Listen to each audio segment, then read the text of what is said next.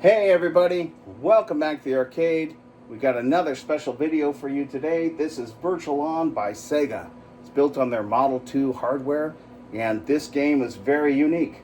It's got a similar cabinet to their racers like Daytona, etc., but it's got twin joysticks. And I myself, when I first got this game, I played it on the Sega Saturn, which is not as good as the arcade version. And when I played it, I thought, I've never seen anything like this. It kind of feels like a fighting game, but it's not a fighting game. And I played it, I practiced for a day. My buddy Chris Rios, he owned this game, and he was telling me I should play it. And I thought, whatever, I'll figure this out. It's just like Street Fighter or Mortal Kombat. And I gave it a half-assed effort, and he kicked my ass at it. He kicked my ass so bad that I never wanted to play this game again. But over the years, this game has stuck with me mentally. I always thought it was such a really cool game, and it was a game that I'd never played before, and I couldn't immediately pick up and dominate at it. Not that I'm the greatest game player in the world, but amongst my friends, I was pretty good. So when I played this game, I got humbled, because it was something that I'd never played before, and something that, at least in America, didn't really exist.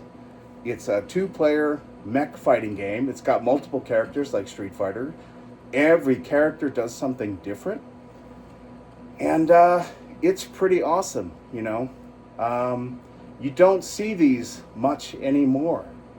And if you look at the arcade price guides, this game is listed, fairly cheap, which is shocking to me because there's not that many of these left, probably.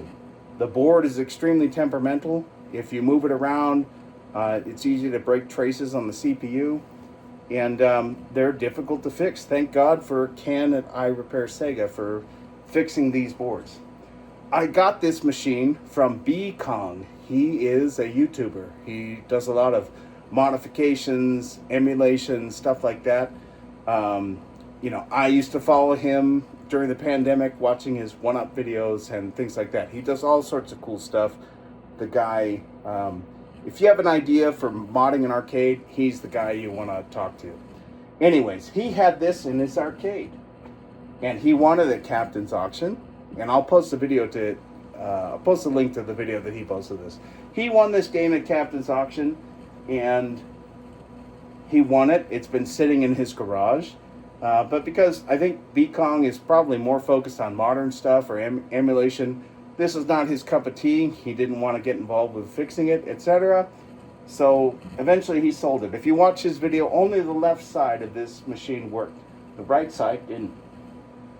So I bought this from him. I had it brought in. And when I got it, only the left side worked. The right side didn't work. I shipped out the board, had the board repaired. Once the board came back, everything worked good as new. As far as the gameplay, there's tons of other stuff wrong with it that is nobody's fault. But anyway, it's all 100% working now. All right, so when I got this, and I'm not blaming B-Kong for any of this. He bought it at auction. This is not his fault.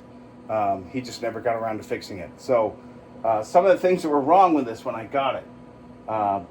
The joysticks on Virtual On, they're actually getting harder and harder to find, but they have like this rubber or plastic stopper underneath them.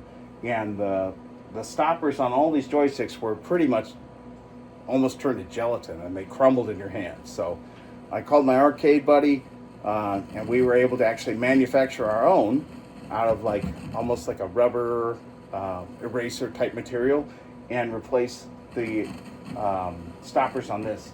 Also, the roof on this game was caving in, like it had been rained on, and when you put your hand in it, you could push right through, which was obviously not acceptable. So my buddy, who's also an arcade guru, I've talked about him on this channel before. He's a carpenter. He came over and he repaired the entire roof of this game for me.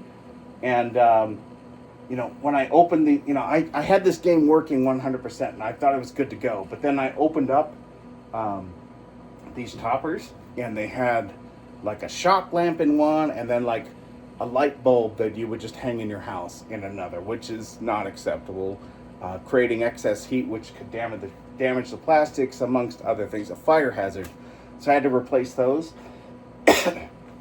Anyways, this machine, I didn't pay a lot for it, but it did require a lot of work to get it looking the way it is right now. Now these plastics up here, they're yellowed just due to time.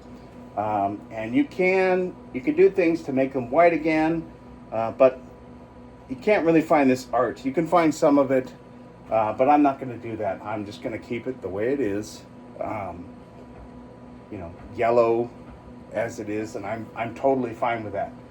This particular machine came out of a GameWorks, which is super cool because when I was in college, I worked at GameWorks here in Las Vegas, and I played, it was a Sega arcade that was partnered with Steven Spielberg, I believe. Anyways, it's super cool that this game was actually in a GameWorks. But because it was in a GameWorks, it saw a lot of play. And the unfortunate thing about Virtual On and games like it is the joysticks, they're getting harder and harder to find. You can't buy them new. You can't find parts for them. You either have to make them yourself or you have to harvest them from something else. So in getting this game, because the PCB is so temperamental and the joysticks are so temperamental, I was lucky enough to find backups of everything. Like, if anything happens to this game, I've got something to swap in immediately. That's how important this game is for me. Just the fact that I own this is mind-blowing to me. It's a game that I never understood when it came out, and it always frustrated me. I wanted to practice it. I wanted to learn it. I wanted to understand why it was so difficult for me. So now that I own it, it seems pretty simple, right? And I did have my number one rival at this game, my buddy Chris Rios, kicked my ass at this game back in the day. He came over within the last year, and we played this for real. And we went at it, man. It was very evenly matched. I don't think either of us won, but it was awesome. And one of the things he said to me was like, man, I would have never imagined in my entire life that you and I would be playing a real Virtual On machine in one of our houses, right? And I guess that sums up the entire point of having these arcade machines. How awesome is it that you can play Virtual On in your house anytime you want? Anyway, let's check out some gameplay. All right, everybody, let's check out some Virtual On gameplay on a dedicated Virtual On arcade machine. Make your machine cold.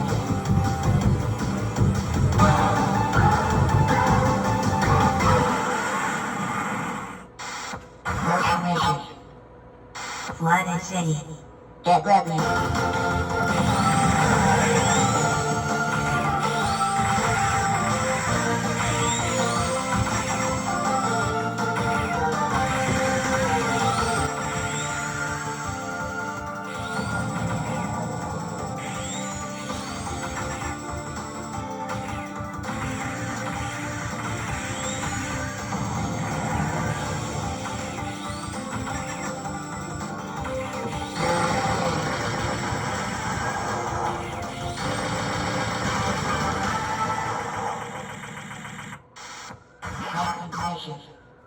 Air forward.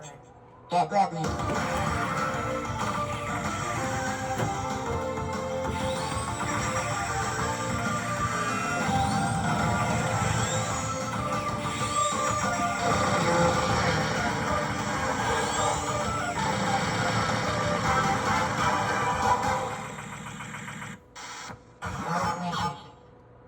Waterfront.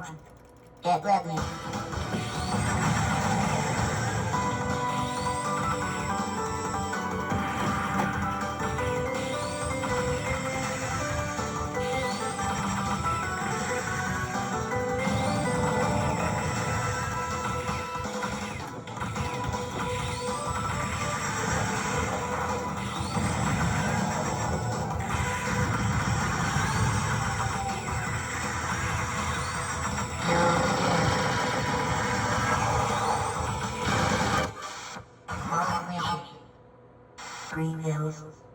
Get ready.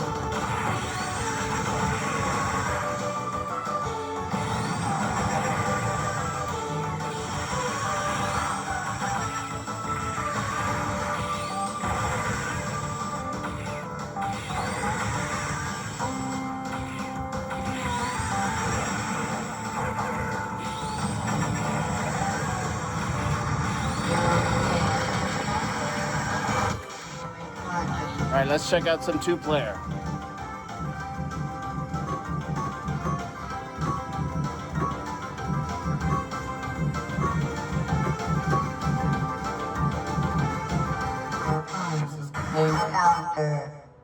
Round 1. Get ready.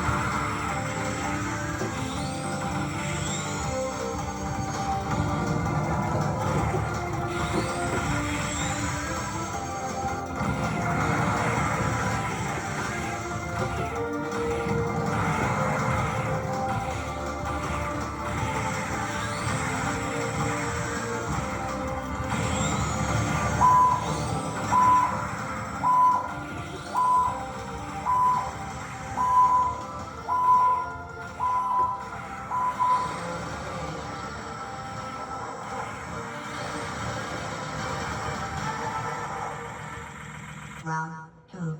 Get ready.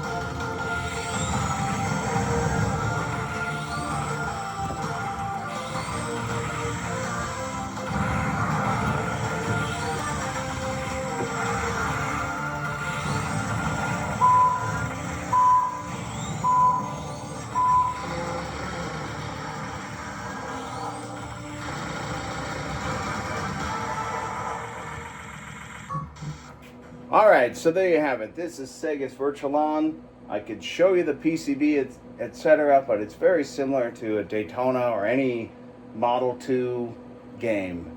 It all sits underneath the seat. It's got an amp and PCB and all that stuff. If you work on as many Sega games as I do, it becomes second nature. Unfortunately, parts for these are becoming harder and harder to find, especially the PCBs for this. They break very easily. Anyways, this is a fantastic game. And I might get some hate for saying this, but I would much rather have something like Virtual-On than Pac-Man or Galaga. I don't keep any of that common arcade games. I don't keep any of those. I find them boring. They're not interesting. And everybody has one. There's a million of them out there. There's not technically a million, but you know what I mean. It's not interesting. Games like this are awesome, and there's not enough of them out there. And once they're gone, they're gone. And so I would rather take up space in my garage playing a game like this that is super unique than something like Galaga or Pac-Man. You know, it's like, you've already played that a billion times, but how many of you actually played Virtual-On? This game is fantastic. And if this had come out in 1989, it would be considered one of the greatest games of all time. It didn't. It came out in the 90s when arcades were on their decline. I don't care what anybody says or thinks about it. That's a fact. This game is awesome. And you owe it to yourself to play it. There's tons of ways to play it on consoles, emulation, things like that. But you know what? It's never going to be as good as the arcade machine. This is the real deal. You ever have a chance to play it? Highly encourage it. They still have tournaments for this in Japan. This game's awesome. It has 2 sequels, Ontario Tanagram, which is even way more rare than this. And there's another one, I think it's like a 4V or something like that.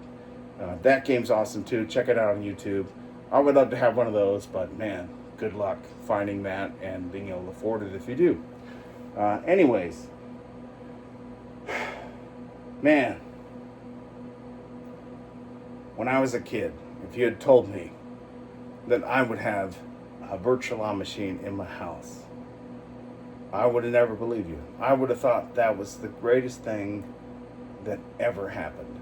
And honestly, for me, it might be. Honestly, like in the world that we're living in right now, like being able to play something like this anytime I want, it's fulfilled my childhood dreams. And that goes for all these games. It's freaking amazing. And I'm so happy to have it. So when I'm sitting around complaining about my life or anything else, I think, man, I've got a Virtual in my garage and I can go play it right now. And then I do. And realize that things aren't necessarily as bad as I might make them out to be. So, anyways, if you're in Vegas, hit me up. Let's play some Virtual. I'll see you on the next video, guys. Oh, wait. One last thing I'm going to add to this video. In my opinion, Virtual has the most badass attract mode ever. And this will be our outro for this.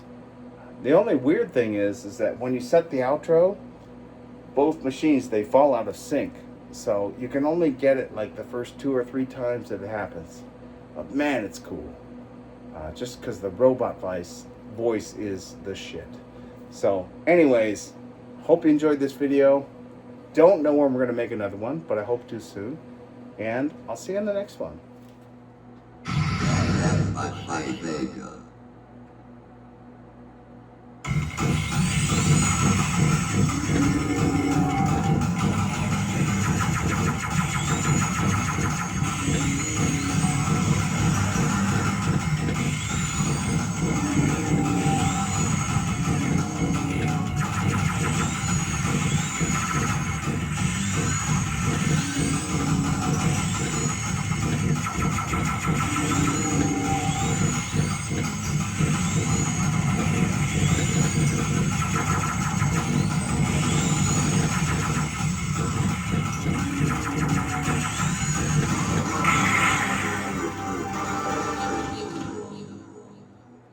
Doesn't get any better than that.